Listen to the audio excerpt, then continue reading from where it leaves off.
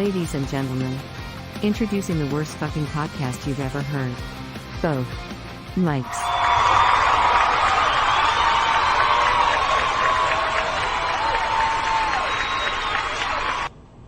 All right. Welcome to both Mikes. Welcome, everybody. I am Mike Sofka, and usually Mike Taylor is on the other side there, but we have another Mike. So we're still technically both Mikes, so the show can still go on. He's affectionately known as Trey Sofka, though. Trey, how are you? I muted my mic and I already blew it. That's all right. That's all right. I am well. Thanks for the invite. Yeah, well, thank you for sitting in. Mike Taylor on a cruise. He's gone somewhere. I can't tell where. I could tell, but because what are you going to do about it? But, I'd rather not give out personal information there too much anyway. So, this weekend's Halloween. Are you dressing up? Yeah, I mean, I'm already in what looks to be a flaming pumpkin patch. Is that fire? I can't even really tell. It looks like your hair's on fire sometimes when you lean back. Yeah, so my hair's on fire. I got pumpkins all around me, some spooky looking pumpkins around me. I'm ready. I'm ready for the weekend. I like it. And, of course, you can always chat with us in the chat if you're watching us live on twitch.tv/bothmikes. Mike usually handles that part, Trey, so that's you today. So, gotcha. Okay. Because we have so many people chatting with us during the show. Yeah. Oh, yeah. No, I wish. Hey, listen, Halloween candy. What's your favorite Halloween candy? Do you like candy corn or... I'm not a big candy corn guy. I usually go towards the fruit flavored candy, so like your Skittles, your Sour Patch, your Starburst. That's usually how I go, but I'm a sucker for the pumpkin Reese's that they hand out, where it's like a Reese's cup but just fatter in the shape of a pumpkin, a lot more peanut butter inside. So usually peanut butter chocolates and fruit ones I'm a sucker for. Do you remember dressing up for Halloween as a little kid? Did you have a favorite Halloween character or something you dressed up as? I remember, God, I want to say I was like maybe 6. I would think I was a white Power Ranger, like the Ninja Power Ranger from the Mighty Morphin Power Rangers movie. Mm-hmm. That was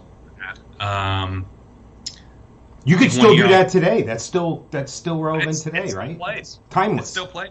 It came back, yeah. I think one year I was an Uruk-hai, one of the bad guys from Lord of the Rings. I've had some cool ones. Any favorite memories from Halloween? Like you went to such and such house and it had full-size candy bars or something like that? Anything crazy stick out? The one that sticks out to me was going to Grandma's house, and Grandma has a tendency to go above and beyond for holidays, as she would. And I remember one of the Halloweens, I believe it was like me and one of the cousins were like in the yard area with like toy chainsaws and toy like things that made noise and spooked people. So like while people were walking up to get a plethora of candy from Grandma, we would go up there and spook them real good. So that was always nice. That's funny. That's always fun stuff. We used to do a thing the night before Halloween when I was in New Jersey when I was growing up, and it's known as Cabbage Night or Mischief Night or whatever, and you used to go out and soap up car windows and egg houses and toilet paper shit. It's just that's what you did. So Donna and I were like 4 and 5 years old, and we wanted to be big. It was dark out, but we wanted to go and have Mischief Night, go out and soap up car windows. So your grandma was like, "Yeah, okay, go ahead. Yeah. Here's some soap. Here, just go ahead." So we went to the next door neighbor's house and started soaping up his windows on his car. We got like one streak of soap in. "What are you doing in my yard?" And we went and ran back in the house. That was it. So that was the extent of it, huh? Your grandma thought it was pretty funny. We could have went anywhere and did anything. We went to the next door neighbor, started putting soap on his car window, and we got busted. Surely he knew who you were too, so there was no anonymity. Yeah, well, that was different. Halloween was different back then, and maybe it was a region thing. Maybe I think it's a region thing, because when Halloween would fall on a weekend day, woohoo, that was excitement because you could trick or treat all day. See, Yeah. down here it doesn't really get started. I think it's because of the heat and chocolate and stuff like that. 100%. Maybe. Yeah. But you have to wait till dark out, or you have to wait till nighttime, and then it's not getting darker very later. It doesn't get later earlier now. Does that make any sense? So Sure. you only get a couple hours trick or treating. But when we were growing up, if it was on a weekend day, man, or as soon as you come home from school, you'd be dressed from school anyway. You'd have your costume on that you could wear to school, and you'd go and have parties all day at school. Then you'd go hit houses on the way home when you walked home. You know, not going to walk past these houses without hitting them up for some candy. And then you got home, and then, your grandma had to take us to her mom's, and the other grandma, dad's mom, and all that stuff. Mm-hmm. So we'd make out at those places. But then we hit the neighborhood that they lived in, too. So, it was just all day. Big... You'd have to unload your pumpkin. You have to go back and unload it because you had the little plastic pumpkin. You'd run back out again, and you'd hit the same houses again. Didn't I see you before? Oh, what? No. No, me? And you knew which houses to go back to and which houses not to go. Oh, that one's raisins. Skip that one. Oh, that one. They give you pennies in a Ziploc bag. Skip that one. Yeah. Yeah, I think part of the reason with the Halloween, you mentioned Halloween just getting later and later, is that I think with the decoration game, so to speak, has gone way over the top in recent years, and a lot of the decorations for Halloween get inspired from Christmas. So it's like the lights, the purple, the green, the orange, the spooky, the fog machine, the this, the that, the laser projector on the garage that shows a ghost. That doesn't play during the daytime. Yeah. So like you could have some decorations out for Halloween, but you're not getting full effect with all the lasers and the smoke and the this, the that until it's nighttime. So I think it's a little bit of everything put together that's kind of causing that shift. But I've got to say, over the past 4 years of Halloween, last year excluded, we would buy a bunch of candy to give out to people. We were pumped. We were like, let's go. This is going to be awesome. We're going to see some sweet costumes. In 3 years combined, we had 2 trick-or-treaters come to our house. Yeah, that's the way it is lately here. And I'm in a neighborhood. There's kids all over the place. But I think because a lot of the schools and churches put on trunk-or-treat type things and safe Halloween and all this. But shoot, we'd go out. Well, I wouldn't come home till like 9:30, 10 o'clock at night, when I was, 8 years old or whatever. With a pillowcase because the plastic pumpkin couldn't hold as much, Yeah, and the first year we were really bummed out because like we'd be checking the door, everything, and like we'd hear a car drive by and we're like, oh, are those people? And then it's like, nope, no people. Damn and it, I'm gonna have to eat all this candy. Yeah, I know. So the 2 kids that did come, I loaded them up. Sure. I was like, what? You get the half the bag. That's right. You get whatever you want, and it's funny because you mentioned, oh no, I have to eat all this candy.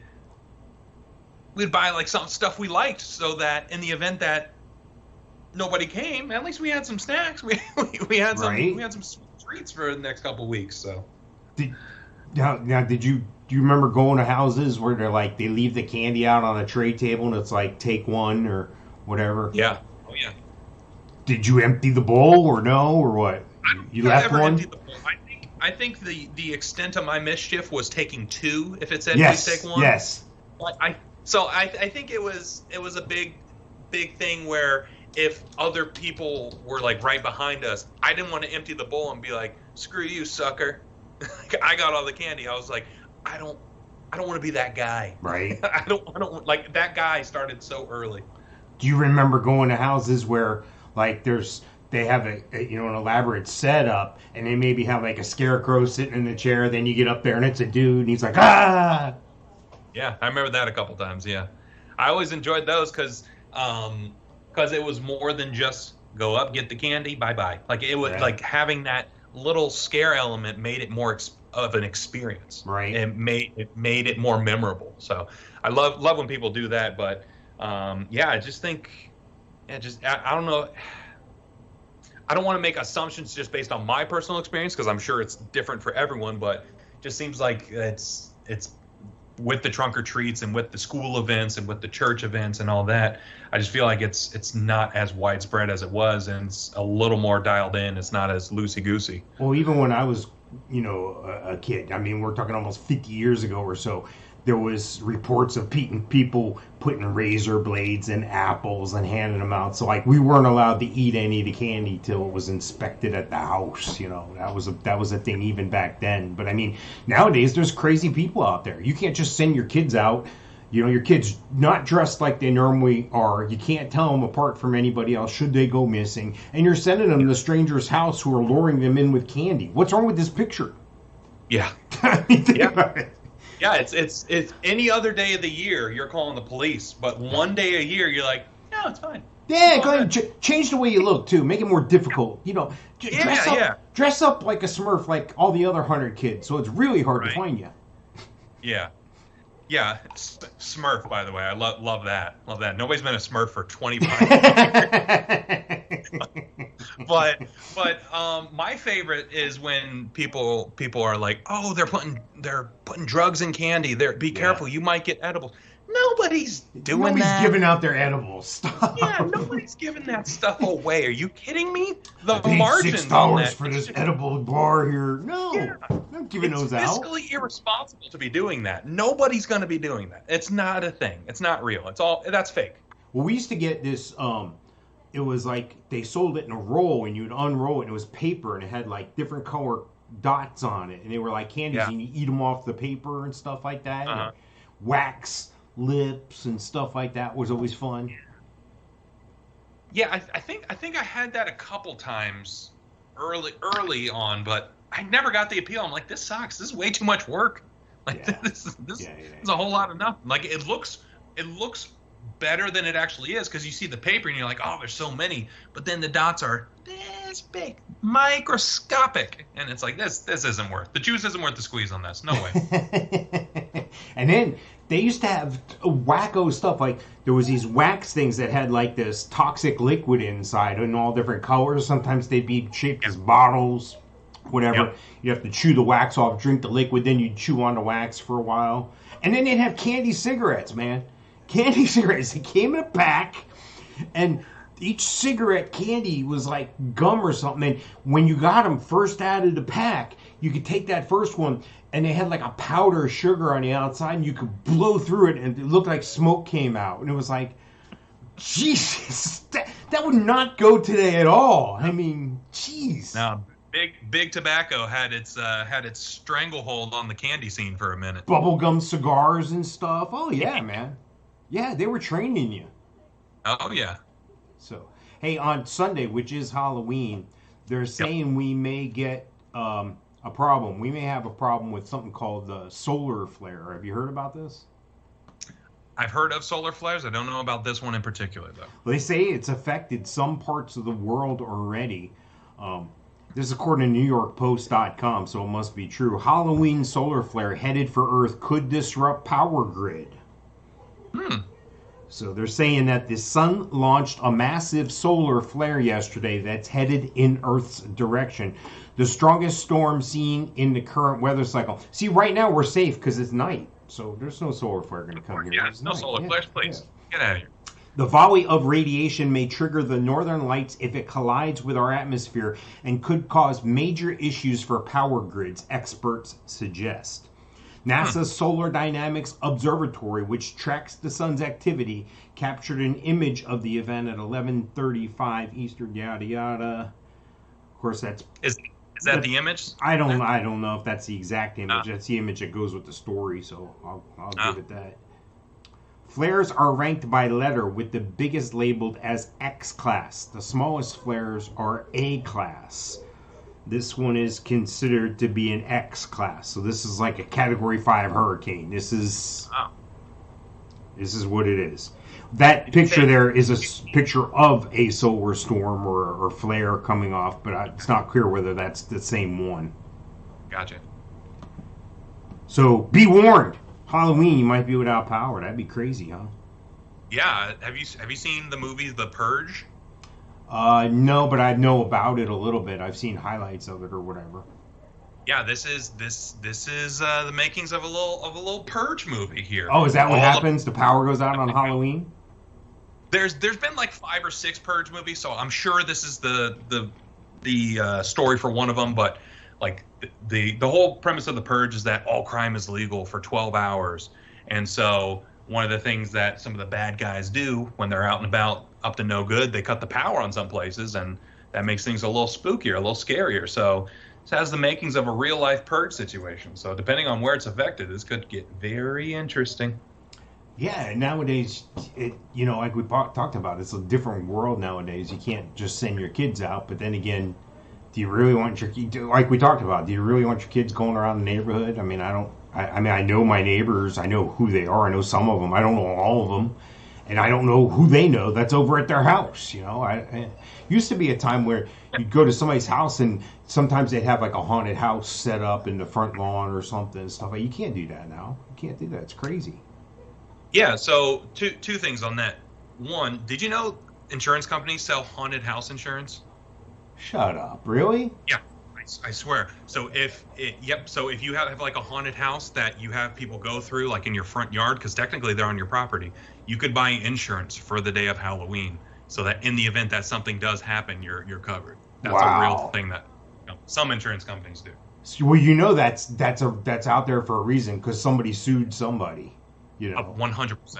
That if it exists, it exists for a reason. But something I wanted to touch on was, you mentioned like you don't know who lives in your neighborhood, who they know. Honestly, it's like that not knowing has always been the not knowing. It's just you weren't aware of all the registries, all the different. There were still serial killers. You just didn't know about them necessarily. Of course, yeah. So it's not like people are like, oh, there's a lot more pedophiles now than there are when I were growing up. No. Still the same amount. You just know about one. That's the only difference. Wow. Well, so this may have an impact on the Earth's magnetic field as well, which in turn can disrupt power grids and communications networks. Don't have to worry about radiation. Apparently, radiation from a flare can't pass through the Earth's atmosphere, but I guess the magnetism, yada yada, yada yada. Let's see. So we won't become the Incredible Hulk, but power might go out. Got it. The sun is currently at the start of a new 11-year solar cycle, which usually sees eruptions and flares grow more intensive and extreme, again, according to NewYorkPost.com.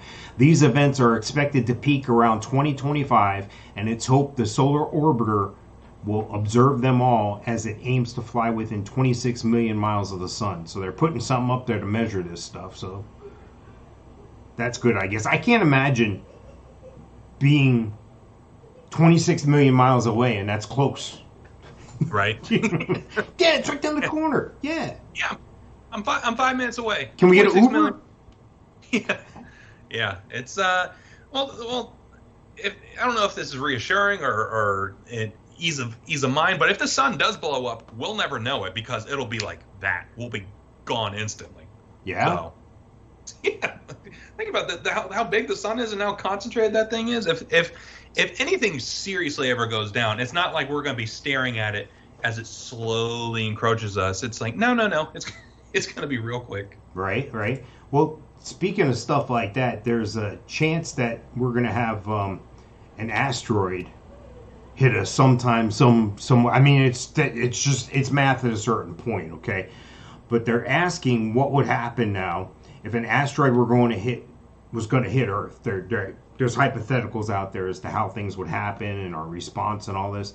And it brought me back to that movie because, I forget the name of the movie. It had Bruce Willis and Liv Tyler in it. Armageddon? Not Armageddon. Was it Armageddon? Where they go up in a rocket or something? Yeah, they're trying to do... Well, NASA has something... They send minors to space instead of astronauts? Yeah. Yeah, well, that one. I think they should send adults, not just minors. Yeah, there you go. Boom. Nice. That was great, Mike.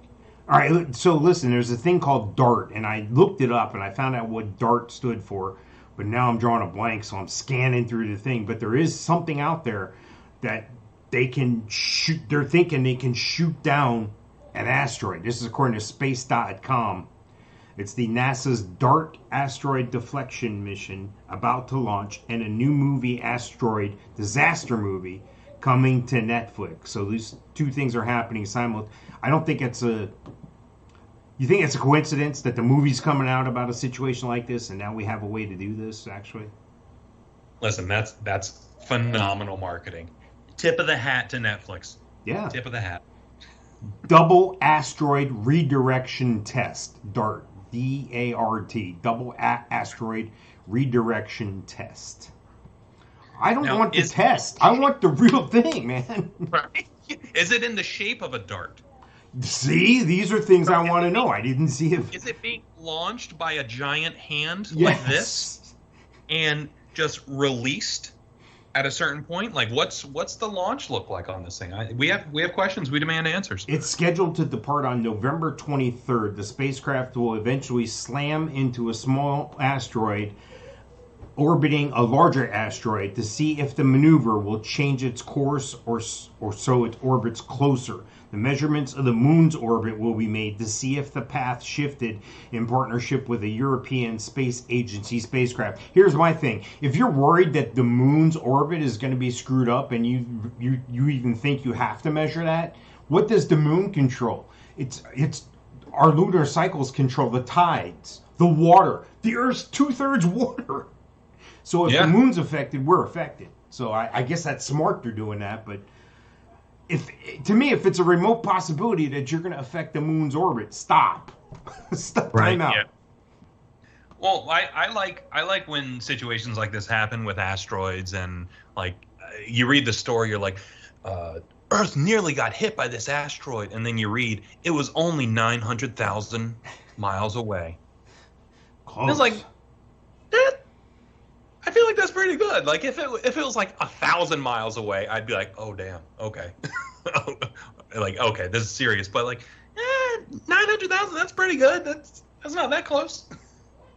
That's the danger. You know, it sounds, because for us, you either go 3,000 miles or go coast to coast in this country, and you're like, oh man, it's far. Take you 3 days to drive that, or going up and down the East Coast and take you 24 hours. But when you're in space, you're moving so much at greater speeds anyway. Your weight's different, your mass is different, your speed is different, velocity, all that stuff's different. The gravitational pulls of other large objects. I mean, it's crazy, man. I don't want the test version. Don't tell me about the test. You probably already know the answer if you have to measure the moon's orbit. Don't even tell me. The real question is, like, what... There's got to be... I feel like there's an ulterior motive with sending this to the asteroid. Absolutely. So it's like, is this really a launch test for something bigger, something badder? Like, what is this really for?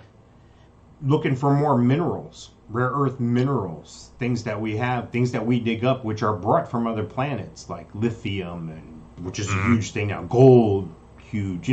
All these minerals, they just didn't appear on Earth. They came from other...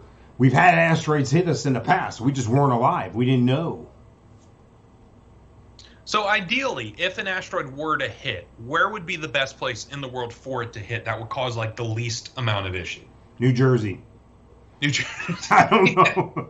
Like I'm thinking like Nova Scotia, like somewhere way up north in Canada, or I feel like the middle of the ocean would be terrible because the impact and then the ripple effect would be wild. Tsunamis and tidal waves on both sides. Oh, it'd be absurd. But like if it landed in North Dakota, I think we can all shake our hands at that point. We're like, you know what? This is a fair compromise. That's fair. Well, they say like if the volcanoes in Yellowstone erupt, that could affect our entire country because of a cloud. And so, I mean, even an asteroid, an impact, depending on how big it was, I guess it could clog up the atmosphere. It could shadow out the sun. It can make the air unbreathable for long periods of time. I mean, there's a lot that can go on just from something thousands of miles away from us. Yeah. Yeah, you know what? Send Bruce Willis up there. Get him. Go get him, Bruce. Get him. Save us, Bruce. Speaking of old guys in the news here, you heard about this Alec Baldwin thing? Yeah, I've read a little bit about it. I was scrolling Twitter late one night when it first broke, and I'm like, what? How the? Like, I was like, what is? How does this even happen? Like, what the heck? Why do you have live ammunition on a film set? I mean, who are you impressing? Yeah. What are you doing? They said they were shooting target practice. Uh-huh. Now supposedly there's been 4 different people to handle the gun before Alec Baldwin fired the fatal shots here. Yeah. Armorer Hannah Gutierrez Reed, suspected property master Sarah Zachary, and assistant director David Halls all handled the gun before Alec Baldwin accidentally shot and killed Helena Hutchins in Santa Fe, New Mexico at Bonanza Creek Ranch. Here's my whole thing. They said they had problems on the set of this movie before the movie even started. Like 2 days before this, they even had complaints and people walking off the set. They said something about unsafe practices and so forth, and then they went on to name that people were actually leaving. They were people that are real movie people were like, no, we're leaving. I mean, you don't just leave a project. You don't just leave money on the table, especially nowadays. So yeah, I find it awkward and weird that Alex Baldwin was the one to pull the trigger, and he's like executive producer on this. So he could say, well, I didn't know and I didn't check the gun and all this stuff, and you know, he doesn't know any better or whatever. That's fine. Yeah. Because there's other people on a movie that are responsible for that. But when you're the executive producer, you're in charge of the people who are responsible for that. Yeah. So I mean, you're in a no-win situation there, and you killed somebody. Yeah, it's unfortunate. Yeah, I was reading a little bit about this, just because the whole story is so bizarre. I think I read that, like, due to some of the writer strikes and some of the actors and filmmaker strikes that have been going on, that they had people that they normally wouldn't have had due to the strike on set taking care of some of these things. So it's one of those things where this tragic event kind of helps those people that were on strike, because they're like, look, we've been on strike for a week and look what happened. Somebody died from a prop gun. Yeah. Like, you guys don't know what you're doing. We know what we're doing. Like, it's just crazy. There's just so many different elements to it, and I think one of the assistant directors had issues in the past on past movie sets with the way, like, prop guns and stuff were handled, like, not safely. So it's just bad for everyone involved. It's just real bad. Well, they've done some searching. They've had warrants. They've done some investigations, and pretty much they go on to say in this article here on foxnews.com, so it must be true, the guns were secured in a safe on a prop truck. However, during lunch, ammunition was left unsecured on a cart on the set. According to a search warrant, Zachary, let me roll back up, find out who Zachary is here, Sarah Zachary, she was the one first mentioned in this. She has a role in this gun here. So they say that according to Zachary, who's believed to have served as the prop master. See, now when you're looking at the credits, you know what the prop master does now. Yeah, okay. Now I know. So served as the prop master on Rust, that was the name of the production they were shooting, removed the guns from the safe in the truck after lunch and handed them to somebody named Gutierrez. Gutierrez, 24, told authorities that only a few people knew the combination to the safe. She also had handled the gun.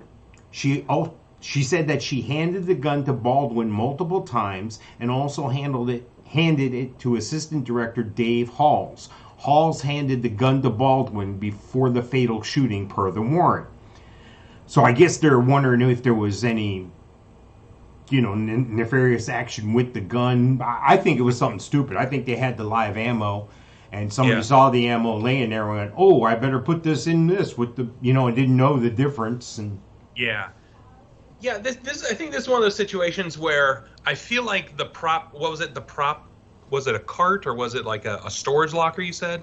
It was in a locked combination safe in a props truck because they were out on location.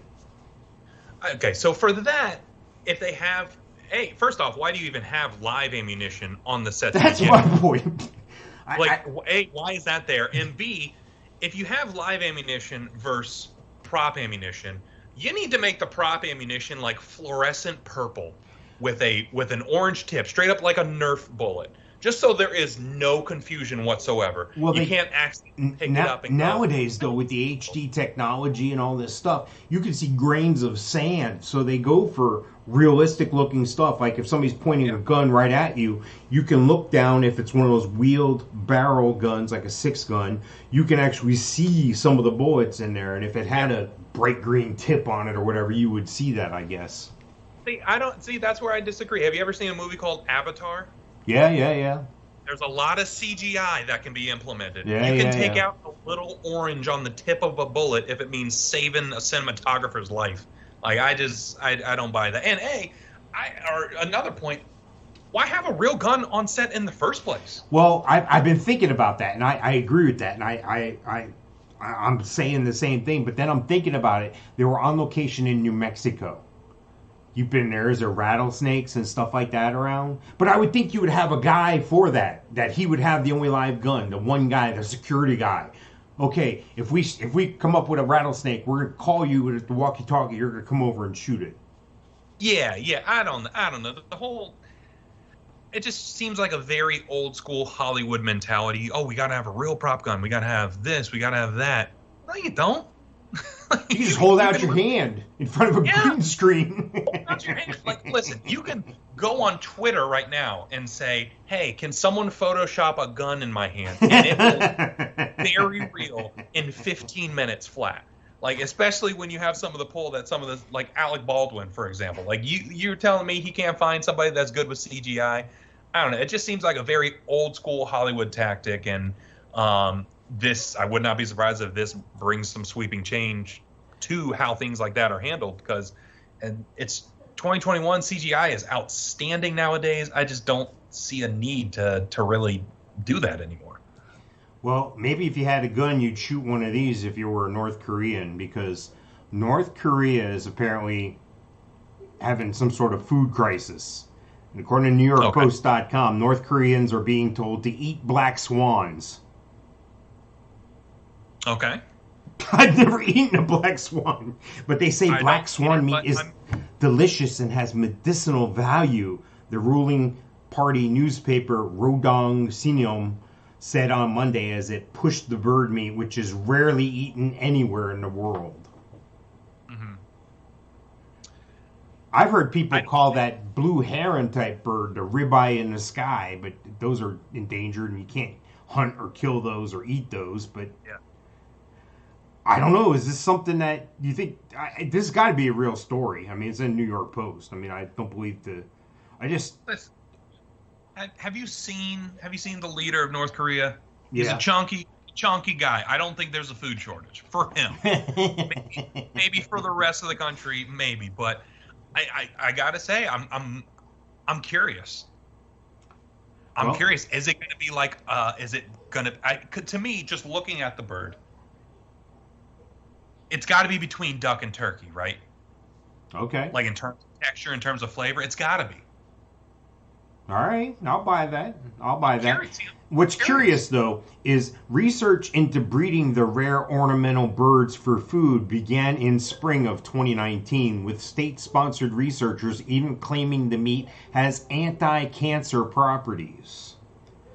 Eating swans is considered taboo throughout most parts of the world. They are seen as a bad omen by many in China. Interesting. So that could be a scare tactic by the North Koreans to China, like, hey, we're eating black swans. What are you going to do about it? But the thing is, so was the anti-cancer research done by North Korean scientists? Yeah, you got to take that for what it is. I mean, that same head of the science department for the country of North Korea could probably get a job as lead janitor here in the States. I mean. Yeah, it's one of those things where you gotta be real careful, especially with was his Un? Is it Kim Jong Un? Is that the guy who's in? Yeah. Yep, Kim Jong Un. I think it's Kim Jong Un, but supposedly he shot an 18 in a round of golf one time. Just think about that whenever you hear anything coming out of North Korea. Was that at the Congo River raft drop or golf? No. Legit golf course. Par 72. He shot an 18. Oh, yeah. Par 72. He hit an 18 hole-in-one every single shot. So just take it with a grain of salt. I don't know. I got to say, like, despite all... How'd you do? 50 under. Yeah, exactly. Casual 50 under today. Not too shabby. Yeah, I got to say, I'm curious about what it tastes like. I don't think I'll ever have the opportunity, but I am. It reminds me of that movie Sacha Baron Cohen with the dictator. Did you see that? Uh-huh. He's in the leg race and he turns around and shoots two guys as he's running. Yeah. He's winning all the events in their own Olympics. Uh-huh. It's crazy. Well, this is so crazy. This is going to bring us right into something we do each week here. I know you've seen it, Trey, called the Alien Update. So stand by. Fast-looking alien! We're back! Warning! Alien approaching! Warning! Biophysical experiments extremely dangerous for Earth people. It's a pretty good robot. He's a little bit of an alien, too. But I think he's an alien robot. You can be an alien robot, right? Like, not all robots are domestic. I computed the aliens. They are capable of sinister and dangerous acts. You weird alien man!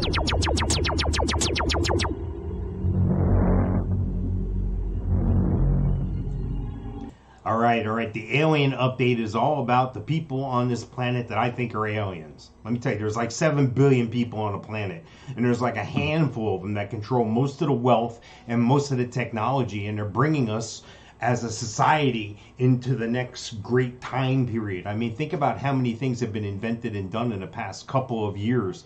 Think about these guys. You mean to tell me there's 7 billion people in the world, and only like Jeff Bezos and Mark Zuckerberg and Bill Gates, Richard Branson, all these guys have all this technical knowledge. They're advancing technology and science beyond belief. And they're also, Elon Musk is worth like $300 billion. Don't tell me that, oh, he's just a smart guy. Bull crap. You're an alien, dude. That's the only answer I accept on this stuff. Your thoughts? I think there are definitely aliens roaming among us. Have you seen there's a documentary, it's called it's about Bob Lazar. Yeah. You know, Bob Lazar. So there's a documentary, because we went to when we were traveling earlier this year, we went to Roswell, and we were checking out that city. And so the day before we went, we watched the documentary Bob Lazar. I think it's called Area 51 and Flying Saucers, and he was like this super smart scientist. If not MIT, something very close to it. Like he had the credentials. He got hired on to work for the government, and he said that he was working on alien spacecraft that they were like reverse engineering to try to figure out how it worked and how they can use it. And it's just a super interesting watch. Not going to butcher the details here, but I definitely think there are those individuals among us. I just don't think that they would be front center like these guys are. I think they're the guy. The aliens would be the guys behind the guys. Behind those guys. I get it. So I definitely think it's out there, and there is some. I feel like there's a lot of foreign technology that exists on planet Earth that we have no idea about, that came from elsewhere. Well, I totally agree. Especially if you ever watch those ancient alien shows. Oh yeah. You want to know what's funny to me about that ancient alien stuff? It's on the History Channel. Right. It's like, okay, what are you telling me here? Are you just because you're televised? Anyway. Speaking of one of those guys that I talked about, there's Mark Zuckerberg. They're changing the name of Facebook to Meta. Well, they're changing the parent company, and apparently this has something to do with their new thing that they're coming out with called the Metaverse. Have you heard about this? I saw a brief video of it. I was scrolling through, and I was like, I'm out. Well, the funny thing is, and I don't know if this is funny or not, but to be precise, meta is pronounced like the feminine form of a Hebrew word, which is dead. It means dead. Okay. So Okay. I don't understand how they didn't cross-check that, or how they don't know that meta means dead, or they just don't care, or is that part of the alien thing? Like, some of the alien technology belongs to the Jews, some of it's to the Muslims. I mean, what are we doing here? I don't know. Maybe this is Facebook's way of saying that even beyond death, you will exist in the metaverse. Well, I saw A little tip of the cap there. I saw something they do, and it's something like a meetings type situation. I don't know, nowadays with the lockdowns and everything, we've had Zoom, Skype, and all these meetings is one, I think. And the Facebook one that I saw looks like a boardroom sitting around, and there's a TV screen, but all the people are cut off like at the waist, but they look like Lego people cut off at the waist, and you can develop your own character and all this stuff. Are they going to take this even further, though, is my question. Are they going to take this to... I imagine the porn industry would be very interested in this technology. I mean, I'm trying to figure out what's going to be the next thing because of this is happening, this metaverse. Is it going to be a thing where we're going to lose people to the metaverse because they're going to be so enthralled and so wrapped up in it mentally? I mean, it's almost like that nowadays with the internet. People get caught in these fake realities. Now we're adding pictures and faces to it. I mean, in real time. Yeah. Did you ever see the movie Ready Player One? No. So it's I'm getting very Ready Player One vibes from this, where it's kind of what you mentioned, how people become so absorbed in this virtual world that their real world is just an absolute shambles. Like their real life living conditions are terrible, but their virtual life living conditions are amazing. So like that's what they care about. So it's a little reminiscent of that, in that it's kind of escaping the real for the not real, but then the not real becomes the real for these people. Well, so then will they have a not real escape within their new real? So it's like the meta within the metaverse. Like at what point does it stop? Well, it's interesting that we're talking about this because according to BBC, net addiction is a real problem. They're talking about people who have struggled with online addiction for over 10 years, and they've told their family they had jobs that they didn't have, and they were doing this and doing that because they were just so wrapped up in the internet, between gaming and between doing things and finding things out, or just, I guess people have become more shut down, more shut in with this pandemic and everything, that they think that you could be addicted to the internet. I guess you could be addicted to anything then, huh? Yeah, I definitely think so. And I can see that. Just because from like you look at the internet, it's definitely a form of instant gratification. So you want to laugh, you go to YouTube, you type in guy falling off ladder, like, and you find 1,000 videos of guy falling off a ladder into a swimming pool, and you're like, ha, ha, ha, yeah, there it is. So it's an instant gratification thing. So anything you want, you can find. And the internet is the best and worst thing to ever happen, because it opens up literally the entire world to everything. But then it also opens up the entire world to everything. Lisa and I were watching something on Netflix about, old times and old medical practices and lobotomies and stuff like that. And we weren't watching it for the gore aspect. It was just interesting that, 150 years ago or so, this was the practice. Now, if you took somebody from that 150 years ago and you put them on our planet now, and they know nothing but that time from 150 years ago, they'd be so overwhelmed, I think. And I think that's why, like when we talked about the alien situation before, and now this technology has been slowly trickled out over the years. We couldn't handle it all at one time, man. We'd go crazy. The whole world would be insane. So they have to, piece by piece, put it out there. You can't do the whole thing at once. Yeah, you don't even have to do the 150 years. Like, honestly, like, there are people that get out of prison serving 25, 30-year sentences. So think, 30 years ago, they went into prison in 1991. No cell phones, no nothing really for most part. No, Yeah. nothing. The internet was very conceptual. It was obviously nowhere near what it is now. So you could imagine the world that these people are coming into. They're getting serving their 30-year sentence, getting out now after going in 91. Like, I could only imagine the I don't want to say trauma, but like, it's a lot. it's a lot to come into. It's like, oh no, you don't have. It's not a landline anymore. It's a mobile computer where you can look up anything you want in your pocket.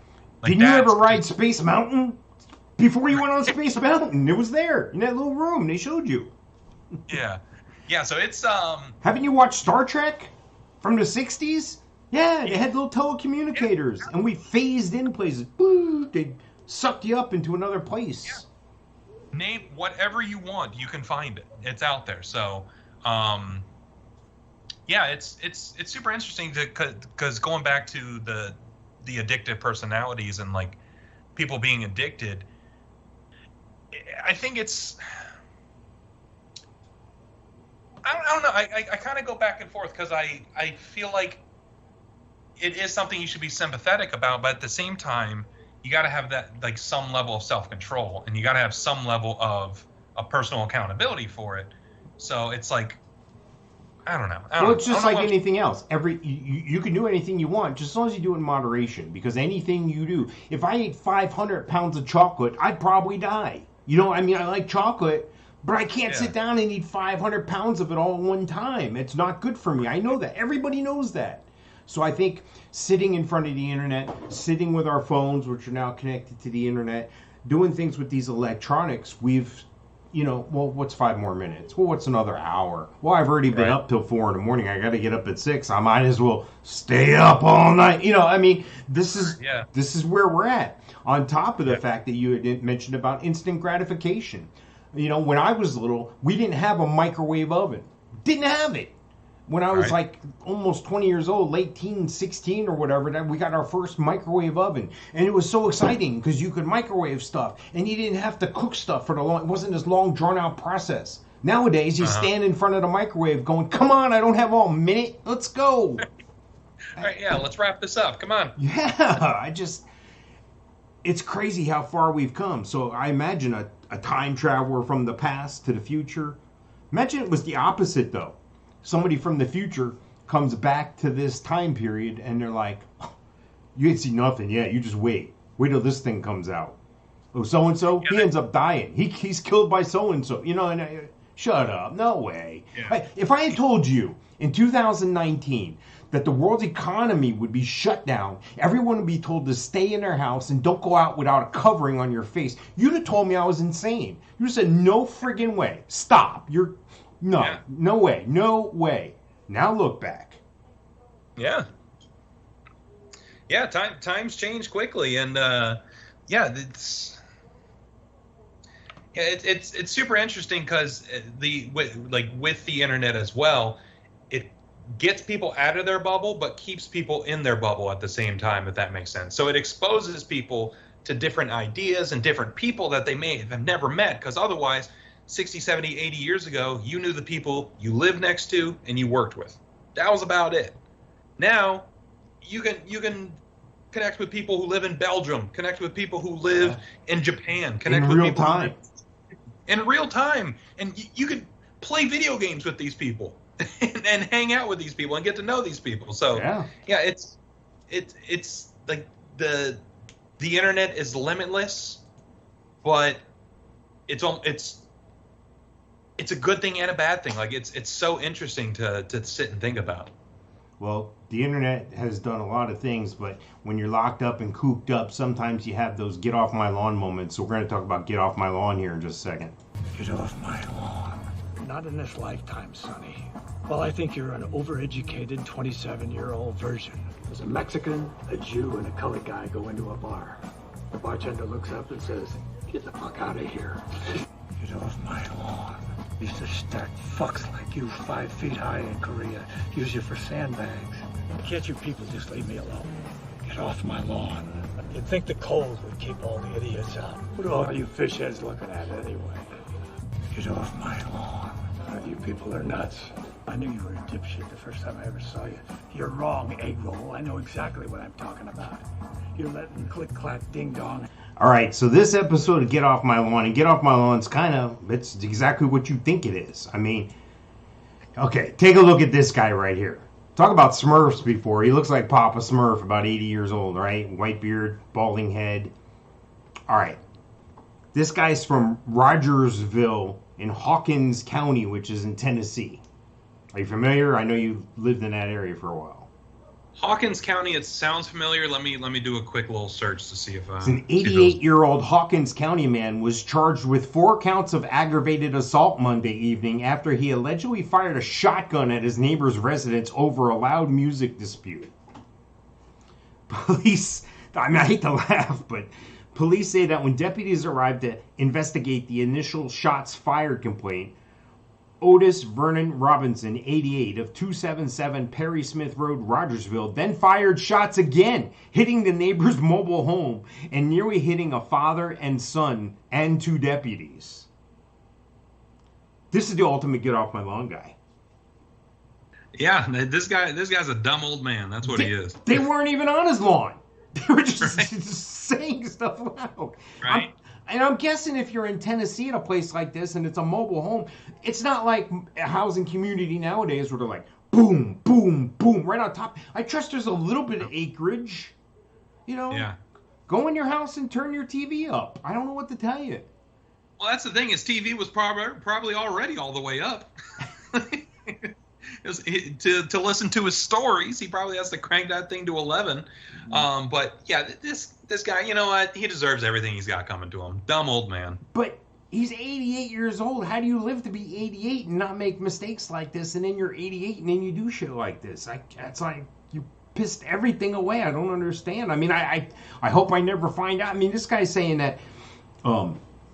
They're saying, check this out. Robinson spent the night in the Hawkins County Jail and was arraigned Tuesday morning in Hawkins County Sessions Court on 4 counts of aggravated assault, which is a Class C felony punishable by 3 to 6 years if convicted.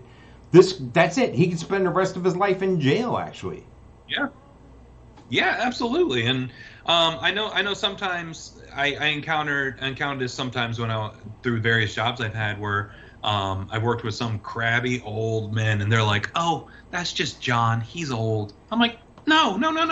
He's doesn't give him permission." I'm like, "Don't enable him. He's an asshole." Is he old? Yes. Don't enable him. Don't give him an excuse. Like, no, he's a piece of garbage. Just call it how it is. It's one of those things where, like, if I was acting the way this guy was acting, right. Would you call me? Oh, he's just young.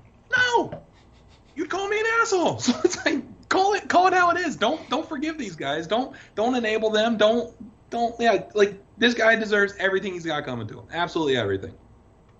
Well, speaking of assholes, this person was a victim of something somebody did. Thai police say that a woman cut a rope holding 2 window cleaners 26 floors in the air. No, painters. Not window cleaners, painters. So they're on like this scaffolding with the ropes and stuff. Yeah. There's 2 guys on one of these. They're painting the outside of the building.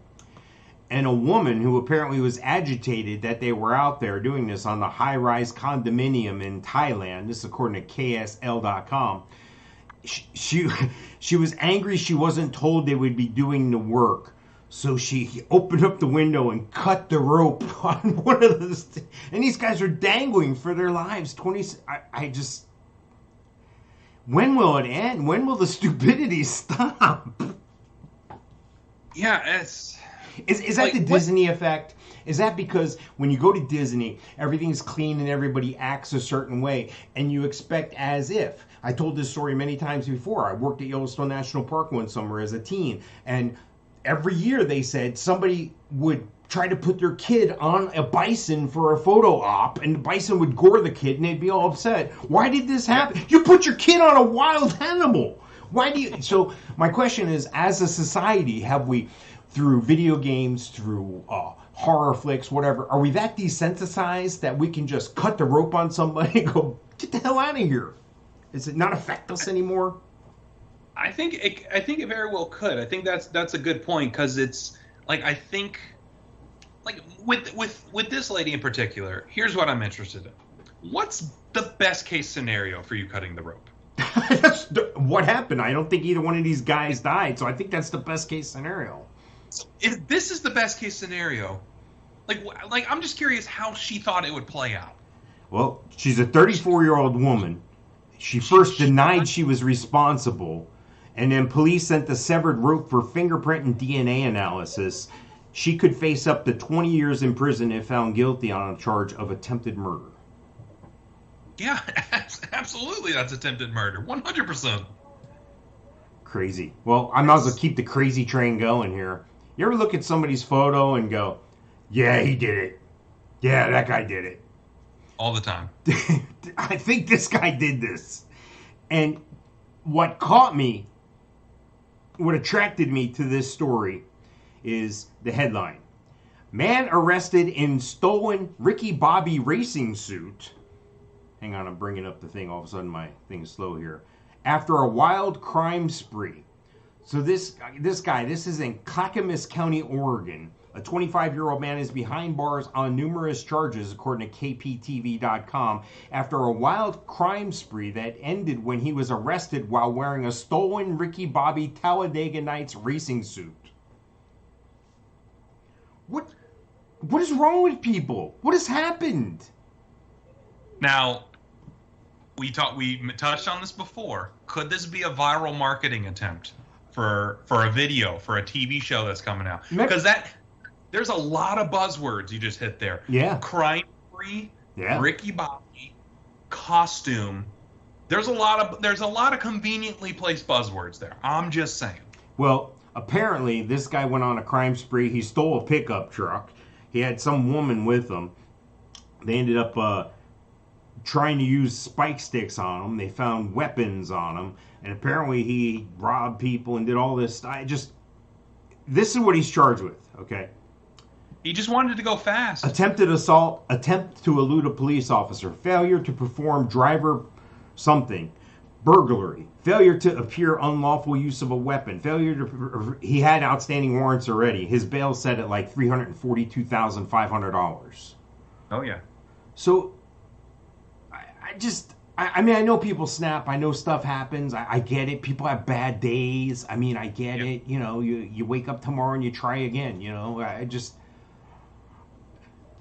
the Ricky Bobby suit really got me. Why bring Will Ferrell into this? He didn't do anything. Listen, if you ain't first, you're last. So he's trying to set the record for most charges he could possibly rack up under a single arrest. He was was it like a Grand Theft Auto and Saints Row, like some mission, yes. Damage and havoc as possible. He's just living his best life, living a real life Grand Theft Auto. He wanted to experience it. Unfortunately, it looks like he won't be experiencing much after that, but. Wow. Well, I've let time totally get away from us. We got like 60 seconds left here, so I'm going to throw us to the outro here in a second. But anybody you want to give a shout out to? This is normally what we do in about 10 seconds or less here. Nothing really comes to mind, honestly. Yeah, thanks again for having me on. This was fun talking shop with you. If you're watching us on twitch.tv/bothmics, we're going to be back in 5 minutes with a second live show here. And this has been episode 68. We're going to be going to 69 here. And I look forward to seeing everybody back here in just a minute.